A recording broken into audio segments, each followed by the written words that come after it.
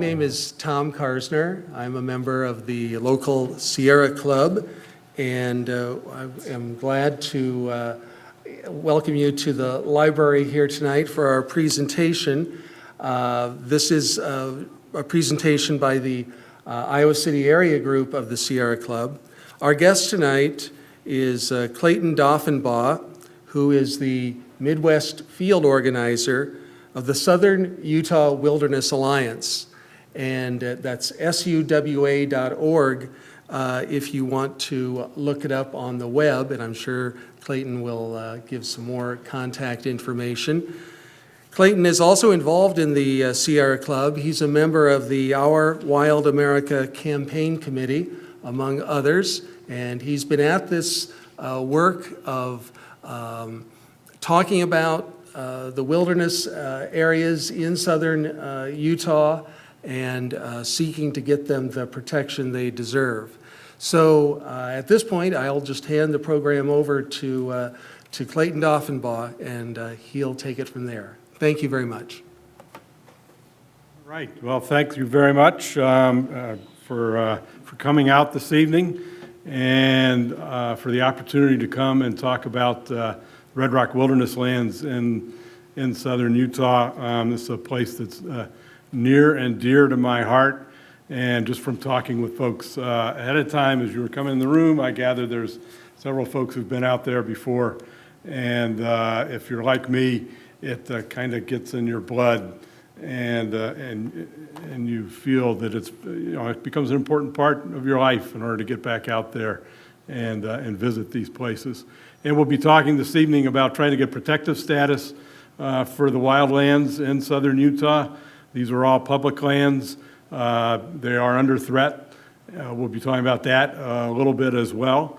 We'll have time at the end for questions. There's a handheld mic that we're asked that people use if they have a question. If you have a really burning question during the presentation, feel free to go ahead and ask. But in general, I think the request is that we hold most of the questions till the end of the presentation. So I want to say a few words in general about Southern Utah Wilderness Alliance and about the campaign in particular. So you have an overview before we start getting into things in more depth. Southern Utah Wilderness Alliance is an organization of a little less than 15,000 folks, about half residing in the state of Utah, and the remainder of them scattered around the other 49 states of the country.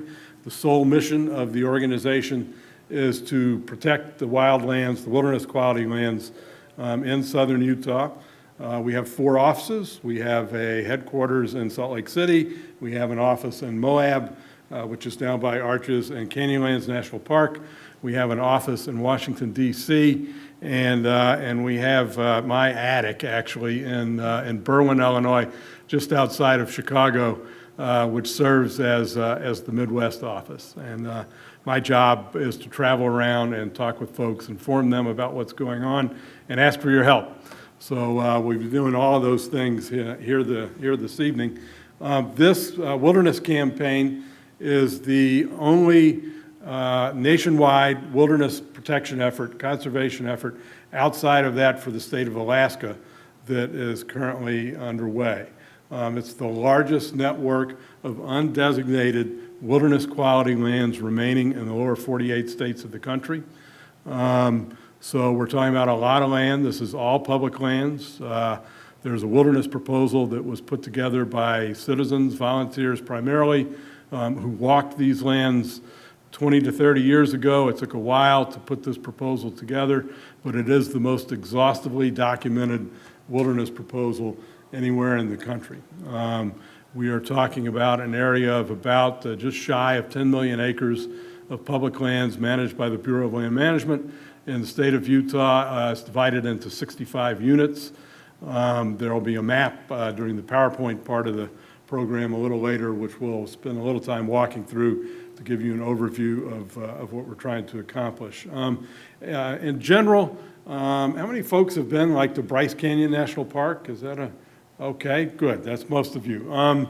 So this is a good example of what we're working to accomplish.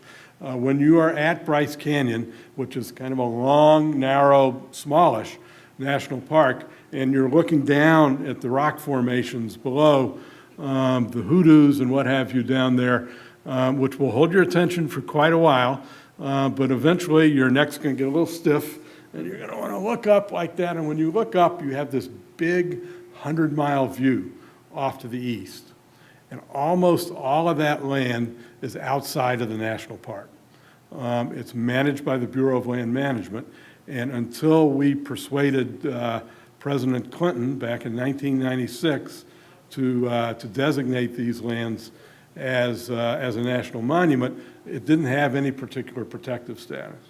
And that protection effort, like the whole campaign that we're involved in, is part of a broad coalition effort. Southern Utah Wilderness Alliance is one of the 4 key members of the Utah Wilderness Coalition, which is the entity that coordinates the nationwide effort to protect these lands. The other 4 primary organizations that form the executive committee of the Utah Wilderness Coalition are the Sierra Club, the Natural Resources Defense Council, and the Wasatch Mountain Club, which is another Utah-based group. We also work on a variety of other efforts in collaboration with many other organizations, the Wilderness Society, Grand Canyon Trust, Great Old Broads for Wilderness come to mind off the top of my head as organizations that we are frequently collaborating with as well. So that is kind of how this whole effort comes together and how it proceeds. Utah Wilderness Coalition has a number of many other actually, participating organizations. And there's people all across the country, as you'll see as we go on, who are involved in this effort. And without that participation, we would not have been able to retain the wilderness character of these lands, so we can still strive to get permanent protection for them.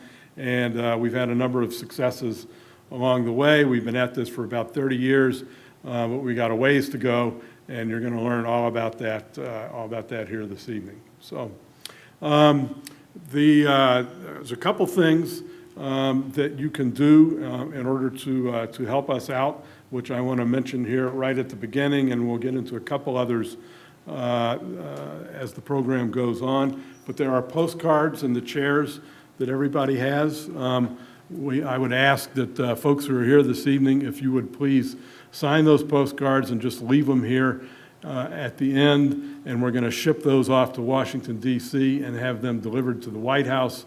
There is an effort that we'll hear more about to encourage President Obama to designate a national monument protecting lands in the southeast corner of Utah. It's the Bears Ears area. And these postcards are an integral part of that effort to persuade him. We've so far collected 30,000 of them across the country and delivered them to the White House, and there's going to be a decision made, yay or nay, sometime likely prior to Christmas. So we're trying to get a last push on to encourage them the president to do the right thing here. And if you are so inclined and you would like to help us in these last few weeks in collecting more postcards, I have some packets with postcards in them that you can take and go talk to your friends or go to other groups, family members, get them signed, and there's an envelope. You can mail them to me, and I will get them shipped off to Washington so they get hand-delivered to the people who are reviewing the National Monument proposal.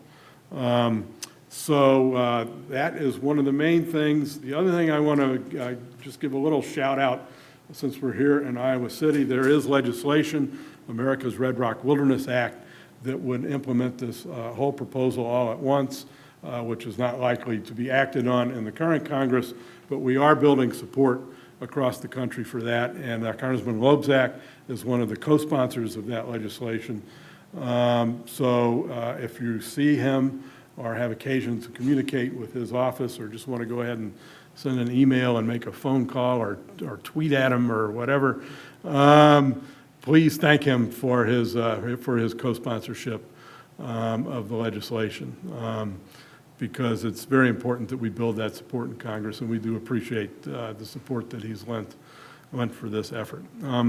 So we have a DVD that I'd like to show here at the beginning that will take about 15 minutes. that gives a historical overview of our effort. And then after that, I have a PowerPoint that I'll walk through that will give you a sort of up-to-date perspective on what's happening. We spent a little time talking about the legislation, America's Red Rock Wilderness Act. A little more time than that talking about the Bears Ears National Monument proposal. And there's also a bill in Congress that would be very damaging if it was approved, and I'll spend some time talking about that as well. So does that sound okay?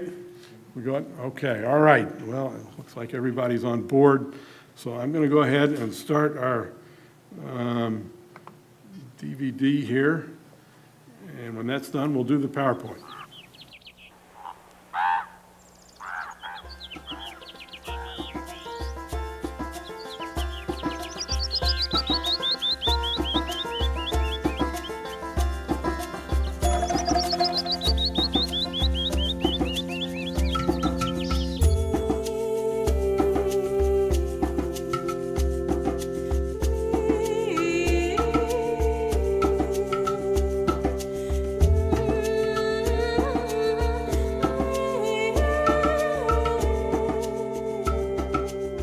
The names of the landscape evoke the dramatic sense early settlers had about its power to challenge and inspire. Dark Canyon, the Deep Creek and Silver Island Mountains, the Dirty Devil, Labyrinth Canyon and Bitter Creek, Desolation Canyon and the Book Cliffs, the Grand Staircase Escalante National Monument, the Red Rock Wilderness of southern Utah still holds that power.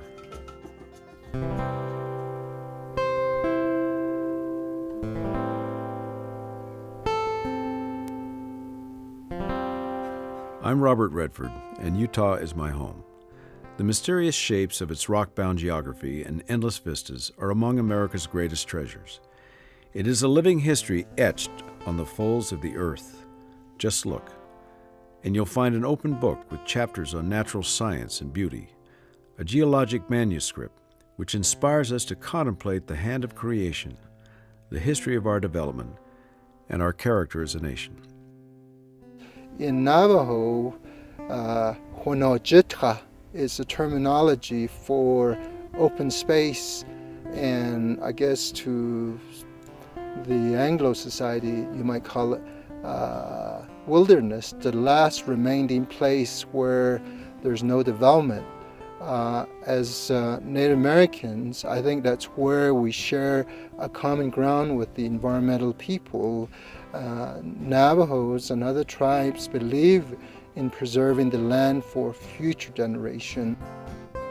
It's a place for one to go to find solace, find oneself.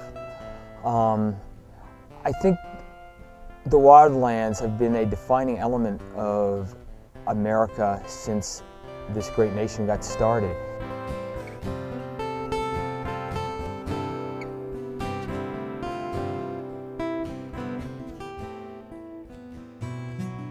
It is a landscape of spectacular beauty and vast wilderness.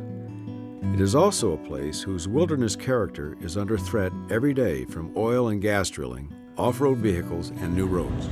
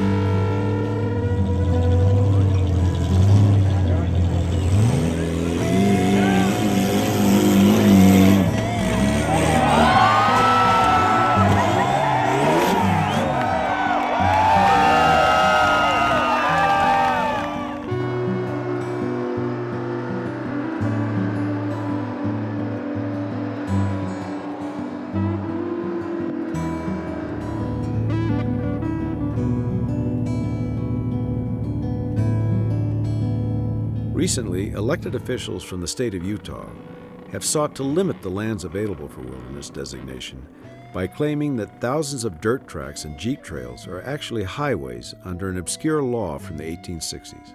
These short-sighted policies place short-term profits over our long-term responsibility to protect our most cherished places, the last wild places of the American West, the last places we should sacrifice.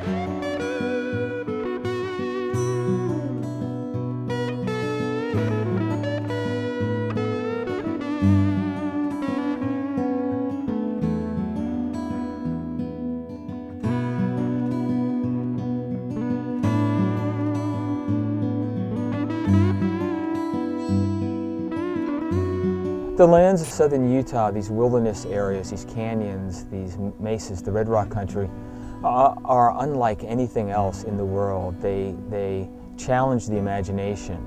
And I think it's good for anybody who cares about the wild places of this country to always know in the back of their mind, whether they're going to come visit or not, that they could, that sometime they may. And so whether people actually make it or just vicariously dream of actually making it, working to preserve these areas will always give them, in their imaginations, the opportunity to someday envision coming to a landscape in a wild country unlike any place they've ever visited.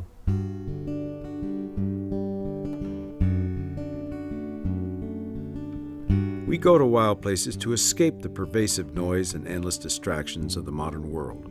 In a way, we go there to come home to who we really are.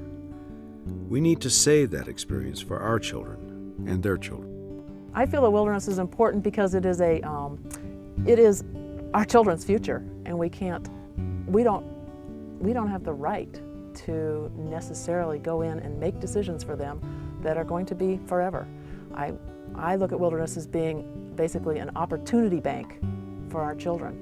And if we have made all the decisions on every ounce of land that there is, then we are taking away those decisions from our children.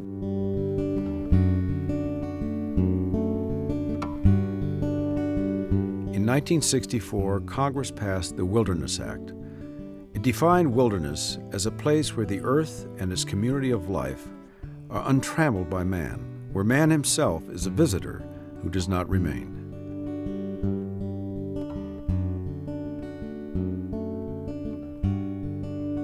Yet wilderness benefits us all.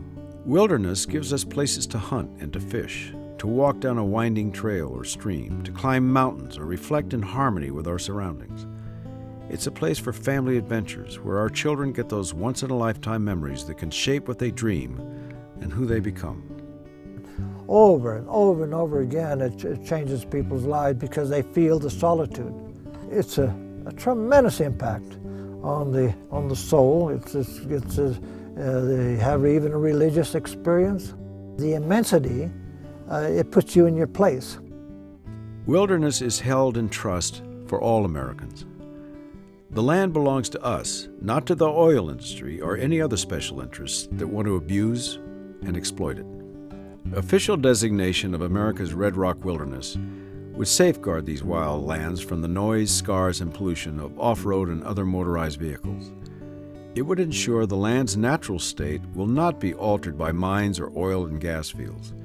It would leave undisturbed a place that asks us to meet it on its own terms, to understand and accept its risks, and to be prepared to enjoy its wonders. Going up into a canyon, it's a very humbling experience. But I see more and more and more people not respecting that reverence. There's a reason that certain features was named the way they were. There's Music Temple, Cathedral in the Desert, Temple Butte. All these signifies a reverence for the land. People in Utah and across America want wilderness landscapes protected.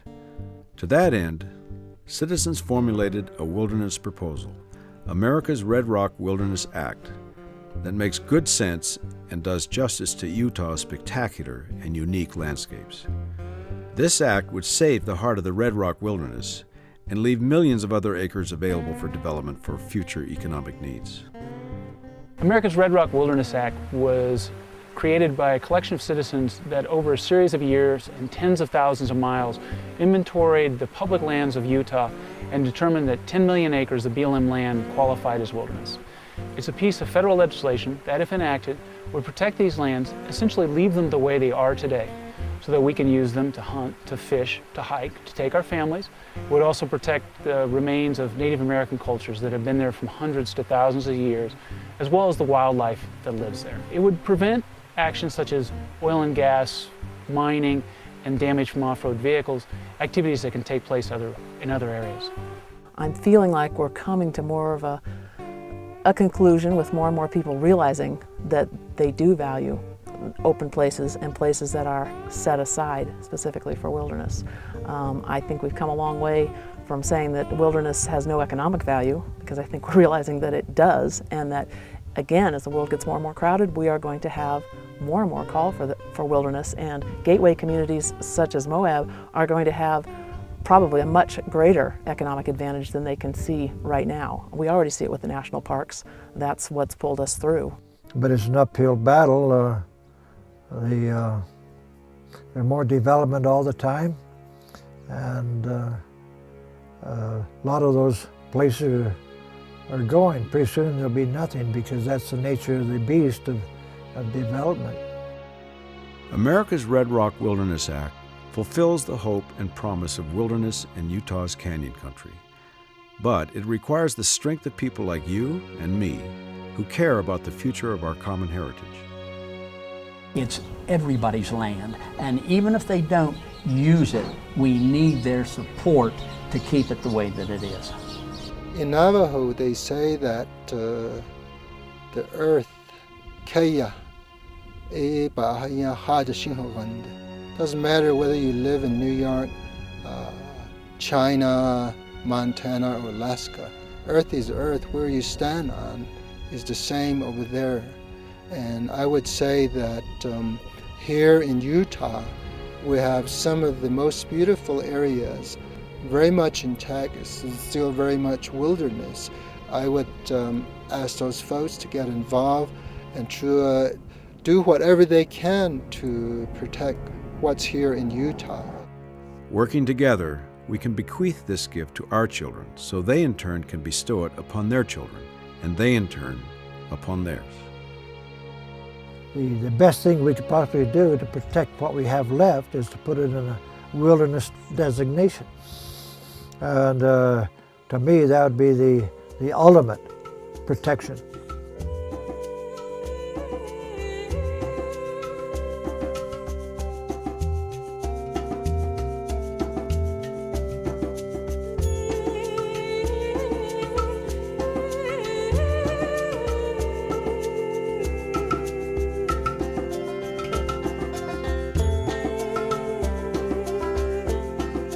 These are national lands. They belong to the people of Colorado or California or New York as much as they do to those of us who live in Utah.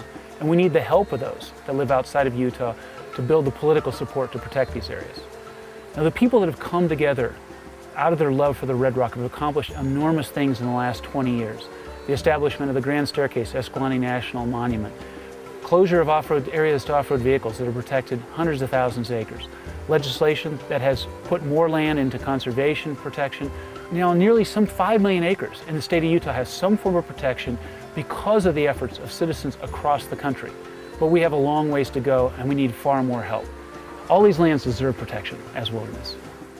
To Native American, this is heaven. This is where we go when we die. We become earth. And in Navajo, we say we're made out of the element that is what earth is made out of. And when we die, we go back to the earth, and our spirit becomes the sunlight and the air that we breathe. And if we should destroy the environment, and we basically destroy the heavens.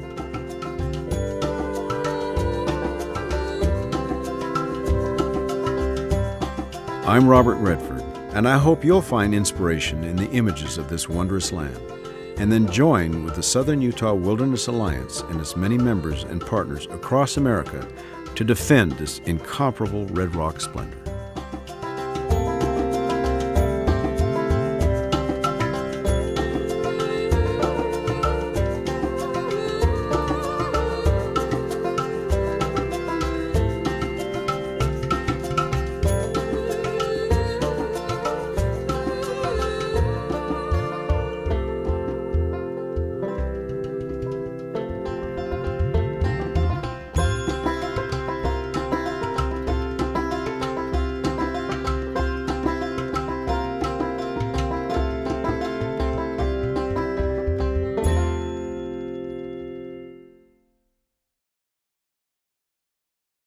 So I want to start off with the PowerPoint portion of the presentation.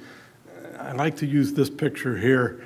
It speaks to why I do this work.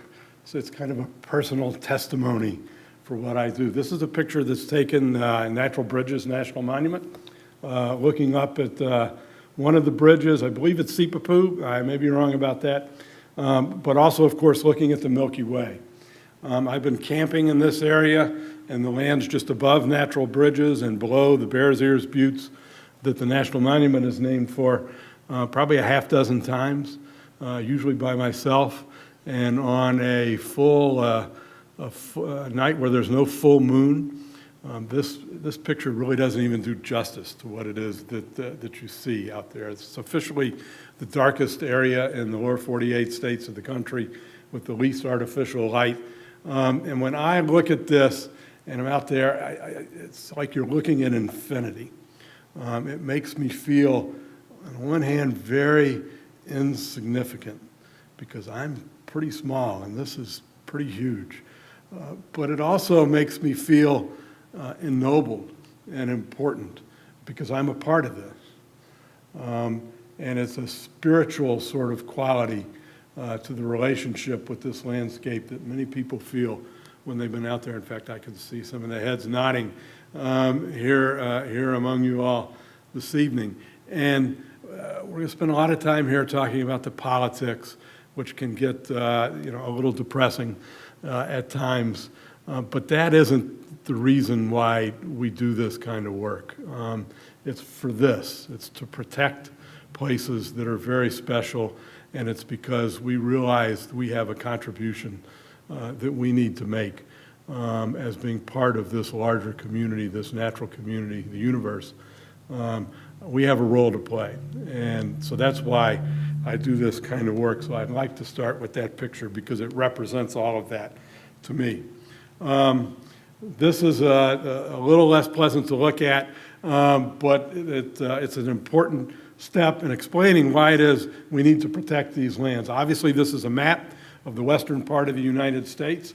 I'm a little colorblind, so I don't get quite all of the shadings, but the areas that are in white are the areas that have the least amount of human impact, the places that are still in the highest quality natural habitat. Excuse me. And the first thing that jumps out at you about this map is that even though this is the western United States, the part of the lower 48 states of the country that we think of as being the most natural, it's a small percentage of the landscape that is still in a very high quality condition. So when we talk about protecting 9.5 million acres of land in Utah, one of the questions that I most often get is, that's a heck of a lot of land.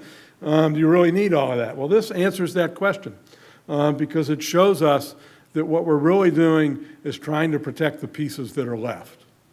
So yes, it is important to protect all of these places. The other thing that's interesting about this map is when you start considering what these places are. If you look over here in California, you have Yosemite National Park, Sequoia and Kings Canyon National Park. You jump all the way up to the Canadian border. There's Cascades National Park, Glacier National Park. Just down below Glacier National Park is the Bob Marshall Wilderness. A little further to the left of there is the Frank Church River No Return Wilderness. You come down a little to the right, you have Yellowstone National Park, the wilderness areas surrounding Yellowstone, the Wind River Wilderness. Just below that, you kind of get the idea. If we don't collectively, as citizens of the United States, make a decision to protect these places, to protect that high-quality habitat, they don't stay that way. There are some places on this map that don't have very much of that permanent protection in hand. And you look at the state of Utah, southern Utah, moving up around the east side and the west side of Utah, and some of these lands in Nevada, and those are the places that are mostly in that way. So what we're really trying to do with this effort is to get protective status for those places that remain in very high quality habitat that don't have that status currently. So that's what we're about. And one of the main vehicles for accomplishing that is America's Red Rock Wilderness Act. This is the legislation I mentioned earlier that Representative Lobzak is a co-sponsor of. It would, in one fell swoop, protect all the lands. In the newsletters that you have on your seats, if you look at the inside cover, there's a map of these lands that'll come up here in just a minute, and we'll spend some time talking about it. But this is the legislation that provides the foundation for the entire protection effort. It defines the turf of what remains wild in southern Utah that needs protective status. It's a vehicle to build congressional support, which is very important to sustaining the effort over time. And it's the pieces of this that have proven to be the successes that we've had in gaining protection. We have a good deal of support in the House of Representatives. There's 109 other folks to go along with Congressman Lobzak who are co-sponsors of this legislation, which is a pretty significant level of support. Most bills in Congress would be quite thrilled to have that level of support. We have 20 senators who are co-sponsors of the legislation as well, and we have built a network of grassroots activists all across the country who are involved in this effort. And there's a number of things that we do. We have the postcards here. We have people who do tabling, collect other postcards. You'll have that opportunity if you take a packet to go get more. There's lobbying visits up at the top, meetings such as this one. That one in particular is the Sierra Club in Cincinnati, having their group meeting. So you have individual meetings with members of Congress and general lobbying on Capitol Hill, meetings back home, people send in letters, people make phone calls. This is all crucial to building the support for protecting the lands in America's Red Rock Wilderness Act. And the lands that are in red, that are on this map, are the lands that we're talking about trying to get protective status for. About half of them have got some form of permanent or near permanent protective status so far. All of these lands continue to remain wild because of this participation of people across the country. It's really good old red, white, and blue democracy that has enabled us to keep the wild character of these places current while we work to get permanent protective status for the lands. I want to highlight a few places where we've already had success. I already mentioned the Grand Staircase Escalante National Monument.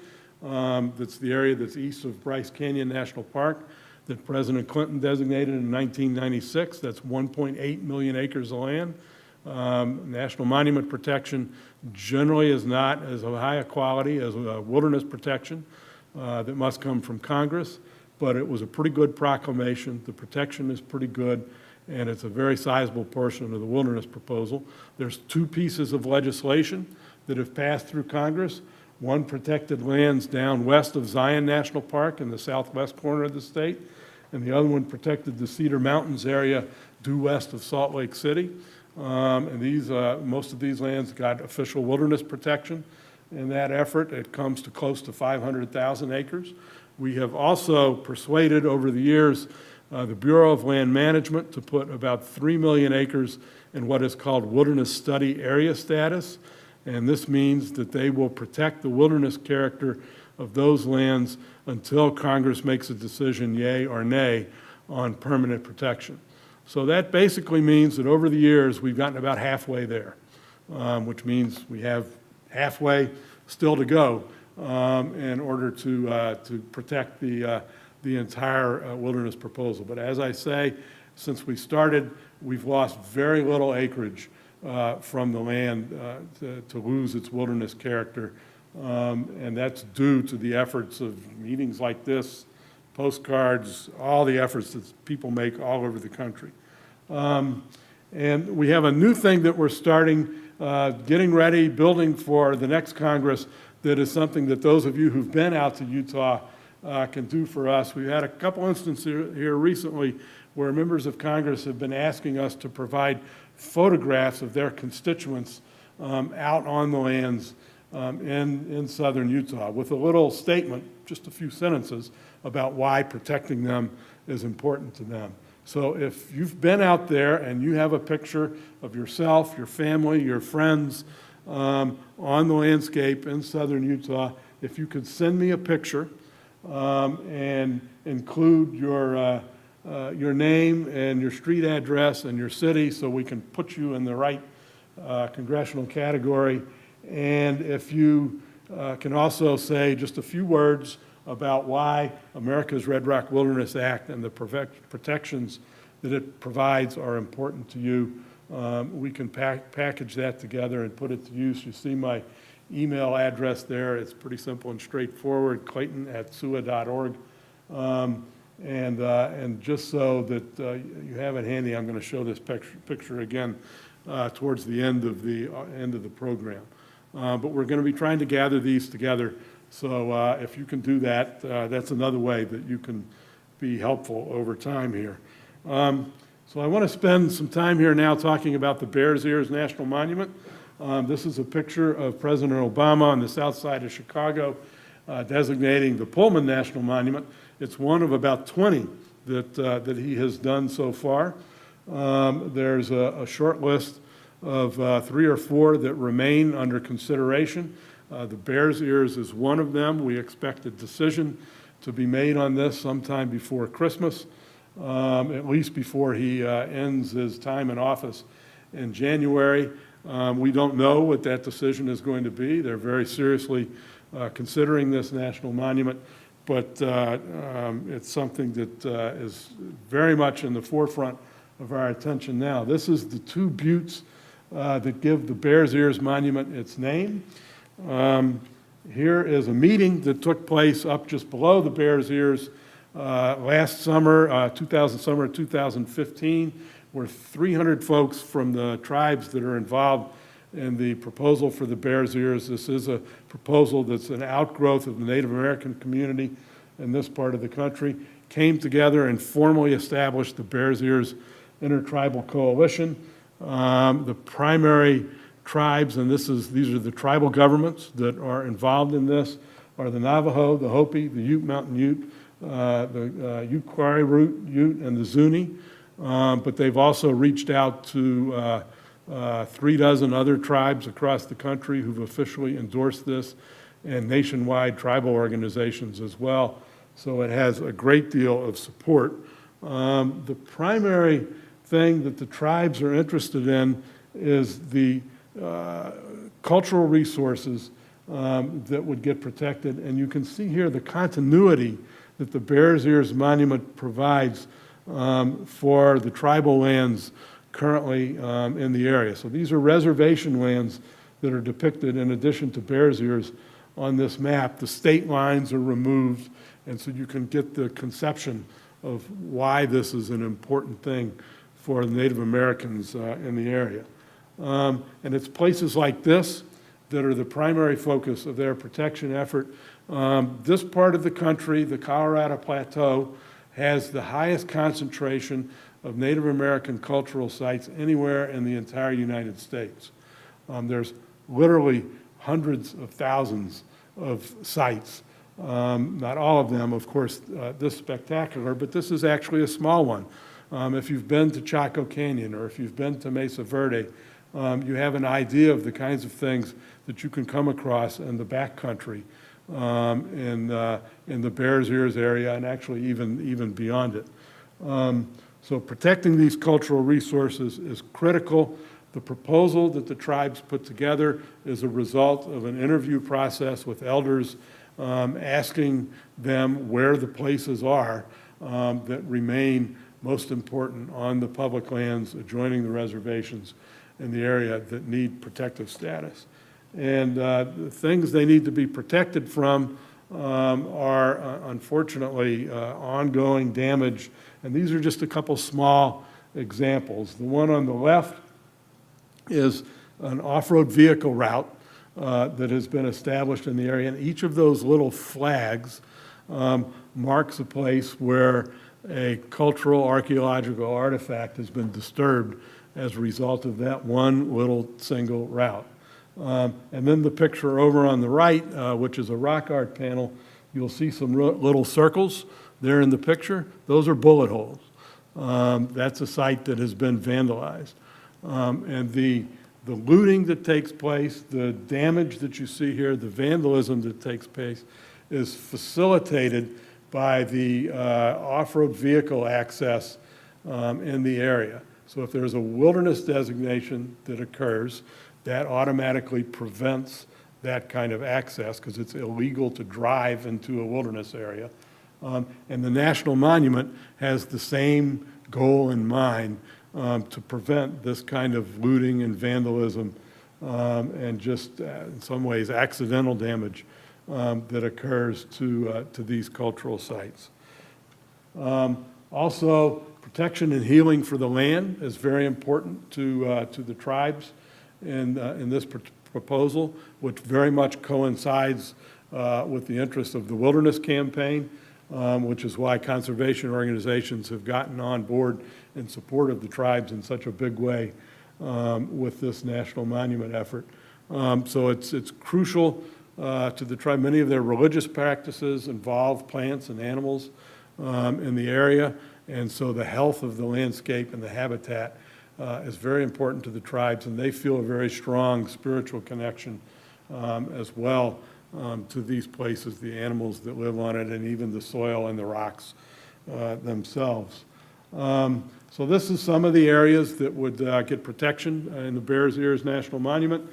This is Combe Ridge. It's a reef that runs 100 miles through the National Monument on south into Arizona. Here is the San Juan River. On the left is the Navajo Reservation. On the right is the BLM lands, the federal public lands that would be included in the National Monument if in fact the president does that. This is Valley of the Gods, an area just to the north of San Juan River.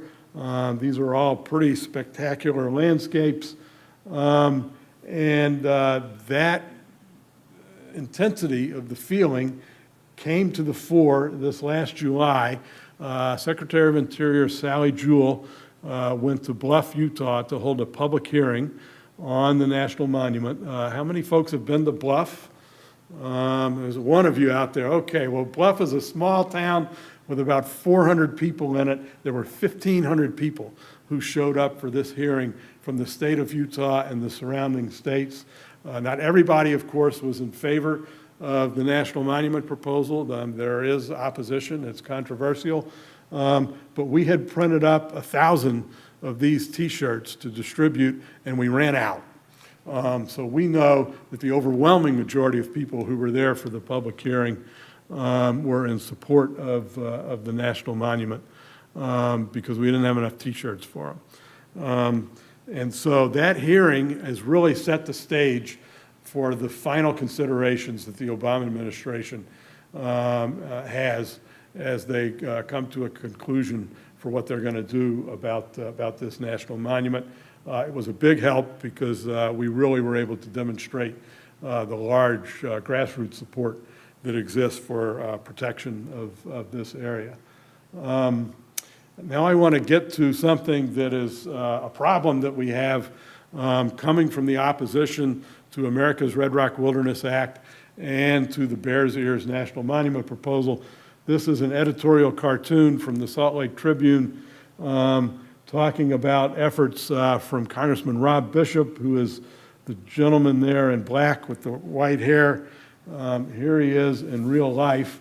Congressman Bishop represents northern Utah in the United States Congress. He has the distinction, I don't think he would be upset if I described him this way, as the most anti-wilderness person in the United States Congress. And he also has the distinction of being the chair of the House Natural Resources Committee, which means that he is A, the most anti-wilderness person in Congress, and B, the person in Congress with the single most influence over what happens to public lands in the United States Congress. So he's an important person in a key position, and he has introduced a piece of legislation called the Public Lands Initiative, whose purpose we had hopes that it would be otherwise, but it has turned out to be an effort to counter the protection effort spearheaded by America's Red Rock Wilderness Act and to prevent the Bears Ears National Monument from being designated. And I want to run through a few things that are bad about his proposal. This is White Canyon. If you've been to Natural Bridges, that's the canyon that comes down from the north into Natural Bridges National Monument. It's at the heart of the western part of the Bears Ears National Monument proposal. His legislation leaves this area out altogether. It provides no protection of any sort. His legislation includes the whole eastern side of the state of Utah. And this is an area, the Desolation Canyon Wilderness Study Area, which is up to the north in Uinta County. Desolation Canyon is on the Green River, and this is all currently wilderness areas, wilderness protection with the Wilderness Study Area status. And he removes that protection. He actually designates in his legislation almost 2 million acres of what he calls wilderness. But it's kind of giving with one hand and taking away with another, because he designates less land than has current protection in wilderness study area status in this area. So he looks like he's protecting areas, and he's actually reducing protection. But then in designating areas that he says are wilderness, he removes from many of them Clean Air Act protections. He mandates increases in grazing. He has provisions for roads that would go into these areas that are wilderness. And then there's other things for the areas surrounding that he does. He gives land away to the state of Utah. He has oil and gas requirements that he puts into place, which we'll come to. This is an example of an area that he would give away to the state of Utah so they could dispose as they see fit. If you've been to the Needles District of Canyonlands National Park, you've driven by this area as you were going into the park, Six Shooter Peaks. Again, that would be transferred from the federal government to the state government. It's part of the land grab. It's part of the movement, I suppose a nonviolent aspect of the movement that is similar to what took place at the Wildlife Refuge in Oregon, where folks went in and took that over for a couple of months. This is another form of the land giveaway that he does. The state of Utah and some of the counties are seeking to get highway claims approved in the courts, and his legislation would automatically transfer to the state of Utah and the counties a number of these claims. This is 4 examples of what they look like. You see the one up there on the top right, that's the interstate highway with the entrance ramp coming in on the side. They're claiming these are roads, and they should get title to this land using an old law from 1865. If they were successful, or if Congressman Bishop's bill passes, they would have title, and they could put in, they get a 60-foot right-of-way where they could actually go into places like this and put in roads. These claims go through national parks, through proposed wilderness, through wilderness study areas. There's even a handful that are on private land. So this is part of the effort to transfer federal public lands owned by all citizens of the United States to the state of Utah so that they could be used for purposes other than conservation. This is the Mullen Reef area. This is an area that he is proposing for fossil fuel development. He would, for the first time for any public lands in the country, transfer the authority for deciding whether and where oil and gas, tar sands, oil shale developments would take place on United States public lands to the state government of Utah, so they would begin making those decisions for the public lands covered under his proposed legislation. This is another area that is proposed as a fossil fuel zone. This is in the Bears Ears National Monument proposal area, joining the San Juan River. This is a picture of what these areas that have had this kind of impact looks like. This is in Uinta County, north of the Bears Ears area. Each of those little circles there is a 10-acre drill pad for oil and gas activity. You can see the network of roads that's had to put into these areas to service all of the oil and gas wells that are existing in Uintah County. Uintah County is a very rural area. There's about 20,000 people who live there. During the winter, when the temperature inversions set in, this area has some of the most polluted air in the country because of all this oil and gas activity, even though there's so few people living there. This is what one of those drill pads looks like close up. These are fracking fluids that have been brought up and are held there basically to evaporate. But anyway, that's what each of those drill pads looks like. This is a picture of our worst nightmare for these lands. This is actually not Utah, this is Canada. This is the tar sands mining site in Canada. This used to be a forest. As you can see, there's not a tree in that picture any longer. And basically what they're doing is scraping off the top of the earth there. And his legislation would allow for this sort of thing to occur. There are extensive tar sands and oil shale deposits in the state of Utah. Obviously, we would prefer that that carbon stayed in the ground so that we don't get the climate change carbon bomb that this legislation would foist on us. And many of these places are places that are deserving of wilderness protection status as well, which of course would prevent this sort of thing from happening if we were able to get that kind of protection or the national monument protection for the Bears Ears area. So to wrap up, this is, an example of why we're trying to protect these places so that these folks could continue to have the opportunity to enjoy these special places in creation, but not just for us, because these places have their own intrinsic value. Even if no human being ever gets there to see them, they're worthy of being protected and having their own right to exist as wild and free places on our planet.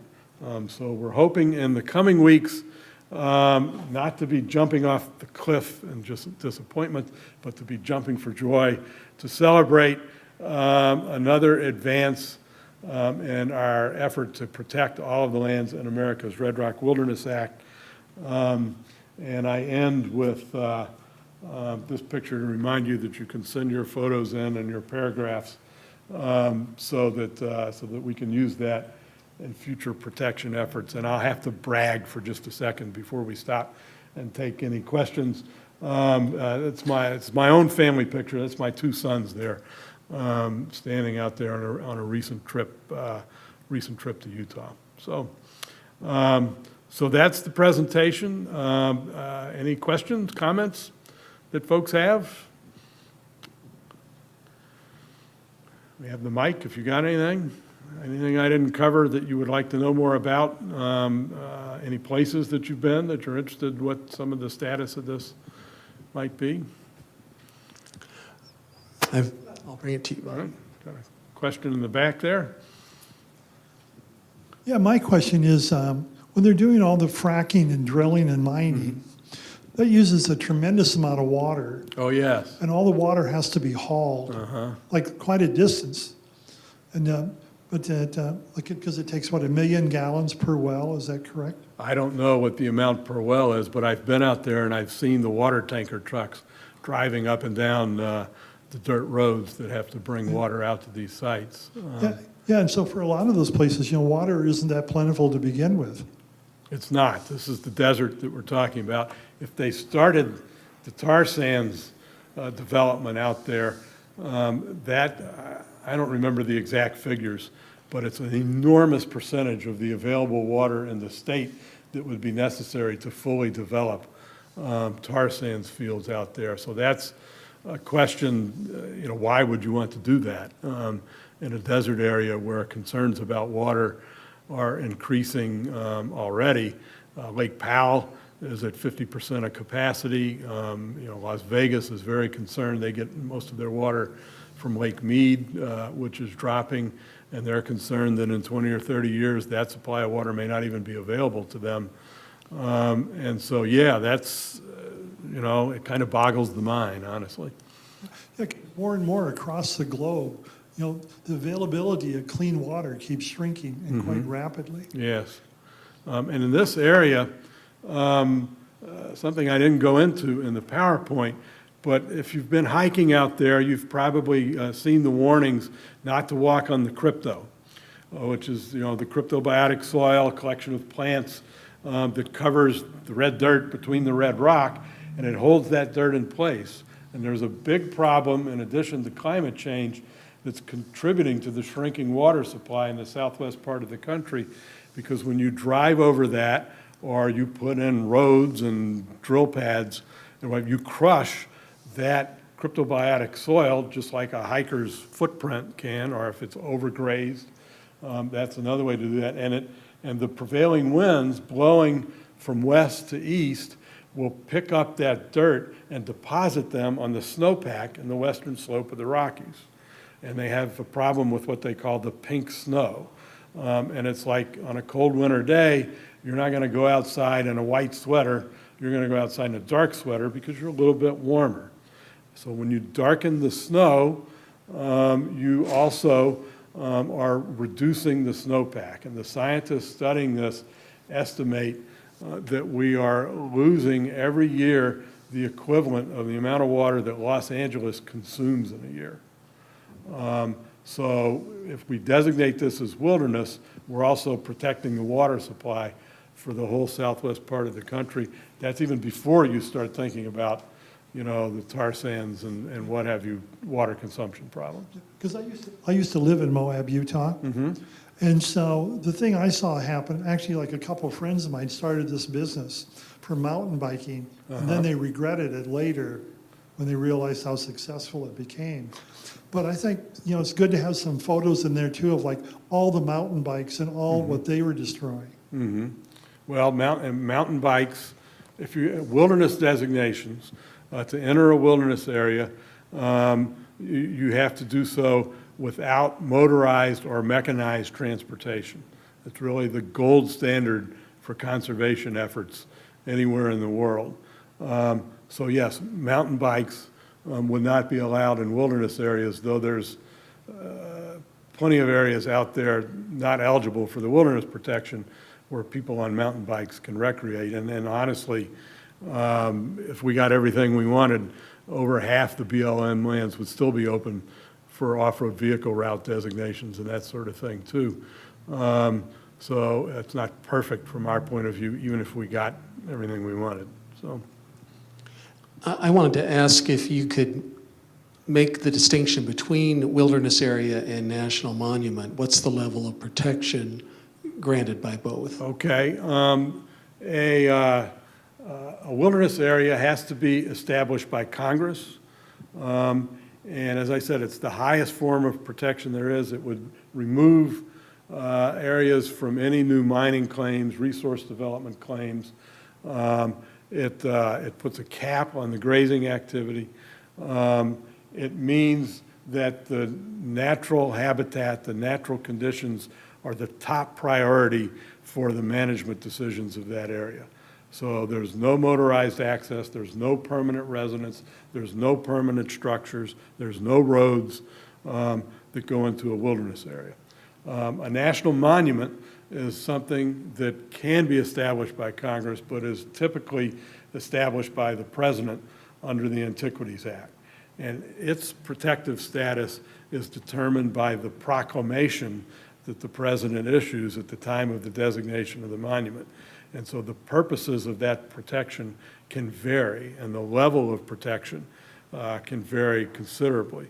In this case, the proposal from the Intertribal Coalition is, if it went through as they're suggesting, is pretty protective. It would strive to keep roadless those areas that are currently roadless that are in America's Red Rock Wilderness Act.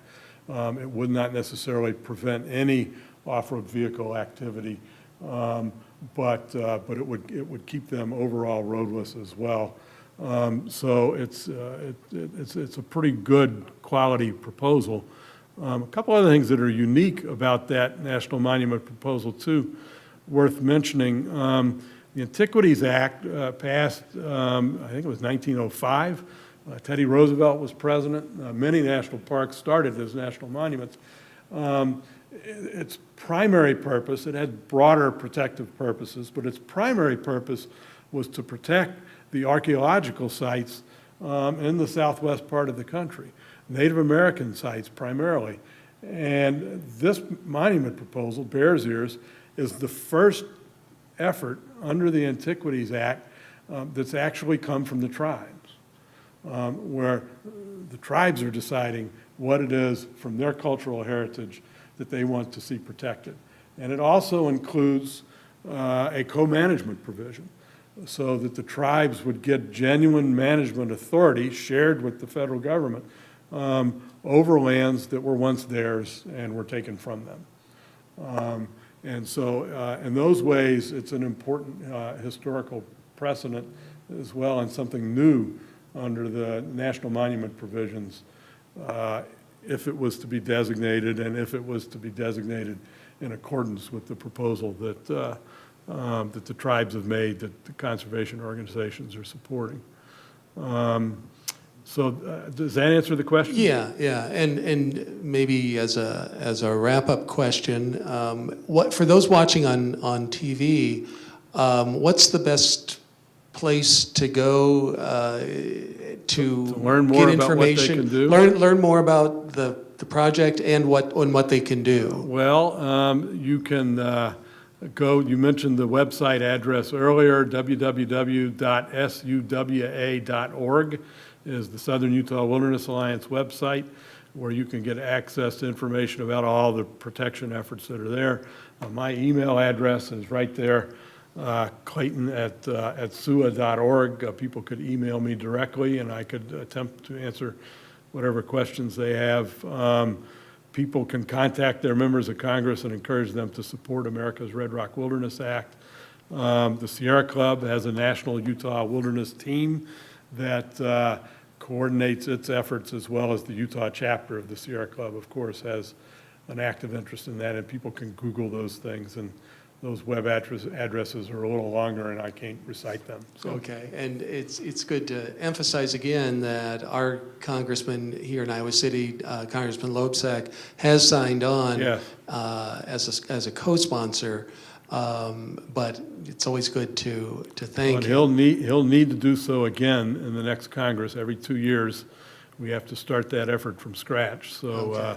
so he'll need all the encouragement and support he can get. So. And we've got another question. Sure. So has Obama ever been to the Southwest? I think he went to the Grand Canyon here not too long ago. And he's been to Yellowstone and Yosemite. Beyond that, I'm not sure. So. This may take longer than it should, but I'm wondering if you could just clarify the bureaucracy. Where does the Bureau of Land Management fall, the EPA? What are all these agencies, and who reports to whom, and who makes the decisions? And I'm sorry, this is a 1-hour question probably. Okay, you want me to clarify the bureaucracy. Okay. Well, I think we should all gather in prayer and see if somebody with higher knowledge can figure that one out. The federal government has a handful of land management agencies. The Bureau of Land Management is the largest. So it has responsibility for twice the amount of public land than any other agency does. There is the National Park Service, which of course manages national parks. There's the National Forest Service, which is the second largest land management agency. There's the U.S. Fish and Wildlife Service. So those are the primary land management agencies. The wilderness proposal is only on Bureau of Land Management lands, BLM for short. The National Monument proposal also includes some national forest lands as well in the Bears Ears area, in addition to the BLM lands. The land management agencies are charged under multiple use criteria. The BLM and the Forest Service are, meaning that they will make decisions for a variety of uses on public lands. It could be conservation purposes, it could be grazing, it could be oil and gas development, it could be tar sands development, coal mining. All of these things are possibilities, particularly on BLM and national forest lands. Fish and Wildlife Service lands and national park lands have a tighter conservation mission for them. So these agencies will, every 15 to 20 years, create what are called resource management plans that determines over the next period of 15 to 20 years how they're going to manage those places. Those plans are subject to public input because we are technically the owners of all these lands as citizens. So there'll be a handful of open comment periods through different stages of the resource management plans as they are developed. Congress can provide management overlays such as wilderness protection that would then say to the BLM in this case, these areas you're going to manage for their wilderness characteristics, and that's no longer going to be an option for you. That's going to be a permanent protection status.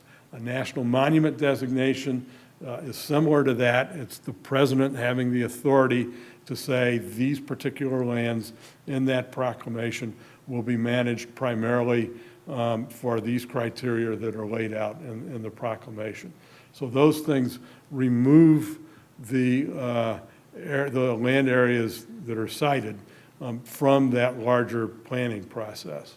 It gets a little more complicated in that if the president does a national monument, there will be a management planning process that will begin that will determine within the framework of his proclamation how that area is going to be managed.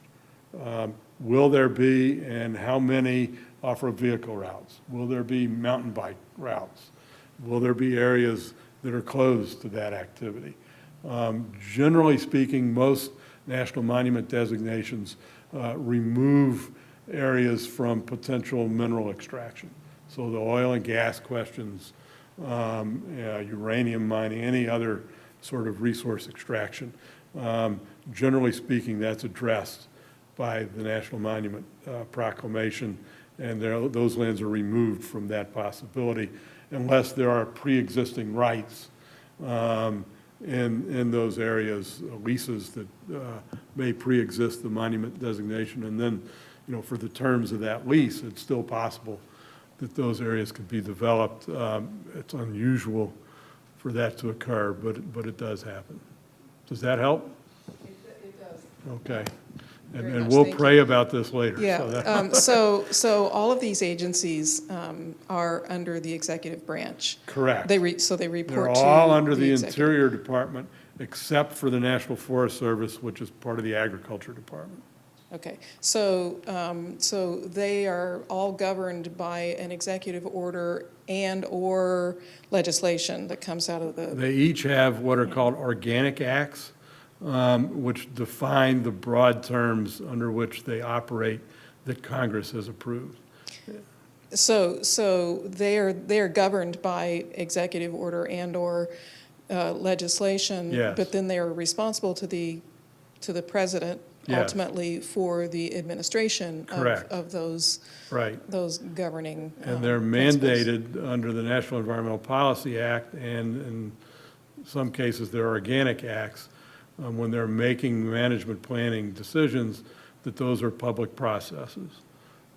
Any citizen anywhere in the country is eligible to send in an official comment on any of those management planning things. And so BLM and the National Park Service and Fish and Wildlife, they all have their own designated acreage, essentially, Correct. that they are responsible for, and they Yes. don't overlap. So Fish and Wildlife operates in Right. this area, BLM operates in that. Okay. Yes, Thank you. that's right, yeah. Are there any other questions at this point? Well, I appreciate you guys having me, and I appreciate everybody deciding to come here instead of the Hillary and Donald show that is on at the same time. So thank you very much. And Sure. big thanks to the Iowa City Sierra Club for doing this program. Well, you're welcome, and we're glad you came by to Iowa City. And on behalf of the Iowa City Area Sierra Club, we're glad that you came by, and want to thank you for your presentation tonight. Okay, cool. Thank you.